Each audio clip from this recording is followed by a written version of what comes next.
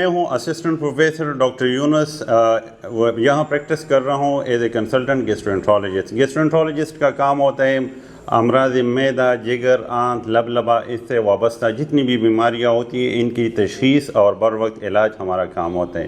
میں ہیبر medical centre میں 3rd floor پہ C9 C10 نمبر روم میں پچھلے 7 سال سے خدمات سر انجام دے رہا ہوں۔ اب بات کریں گے بڑی آنت کے کینسر کے بارے میں۔ اس کے کچھ علامات ہوتے ہیں، یہ آپ ذہن میں بٹا دیں، خدا نخواستہ کسی کو ہو تو فوراً معدے کے ڈاکٹر سے رجوع کرے۔ اس میں ہے اگر پخانے میں آپ کا خون آ رہا ہو، اگر آپ کا وزن کم ہو رہا ہو، اگر آپ کے پیٹ میں بہت زیادہ درد ہو رہا ہو جس کا کوئی وجہ معلوم نہ ہو، اگر آپ کا وزن کم ہو رہا ہو، اگر آپ کو بھوک نہیں لگ رہی، آپ کا پیٹ پہلے سخت تھا ابھی نرم ہوا ہے، یا پہلے نرم تھا ابھی سخت ہوا ہے، یا پہلے کبھی سخت ہوتا ہے یا نرم ہو جاتا ہے، تو ان علامات میں اگر کوئی بھی علامات ہو یا سارے علامات ہو تو آپ کو چاہیے کہ بر وقت ڈاکٹر سے رجوع کرے۔ اس کے لیے پھر ہم کچھ مریض کا معائنہ کرتے ہیں، معائنے کے بعد اس کو کچھ ٹیسٹ ایڈوائز کرتے ہیں جس میں کیمرے کا ٹیسٹ کولونوسکوپی ہوتا ہے۔ اس کے بعد ہم مریض کو کہتے ہیں کہ خدا نخواستہ آپ کو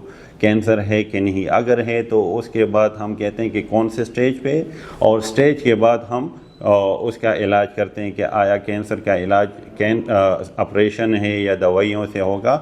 تو یہ بڑی آنت کی کینسر کے مختلف وہ ہے۔ روک تھام کے لیے ہم کیا کر سکتے ہیں؟ روک تھام کے لیے ہم یہ کر سکتے ہیں کہ کوشش کریں کہ زیادہ فائبرز والی، سبزیوں والی غذائیں اپنی روٹین میں لائیں۔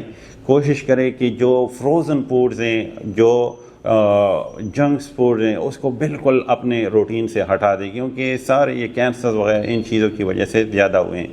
فاسٹ فوڈ وغیرہ کم کر دیں، اور کاربونیٹڈ ڈرنکس کو، سگریٹ نوشی کو، اور غیر ضروری حکیمی اور اس طرح کی جو میڈیسنز ہوتے ہیں ان کو بالکل سٹاپ کر دے تو انشاءاللہ آپ کو یہ مسئلہ نہیں ہوگا۔ لیکن بر وقت تشخیص ضروری ہے۔ اس طرح نہیں کہ آپ کو مسئلہ ہو اور آپ نے اس کو اگنور کیا اور خدا نخواستہ ایک ایسی سٹیج پہ یہ پہنچ جائے کہ پھر علاج ممکن نہ ہو۔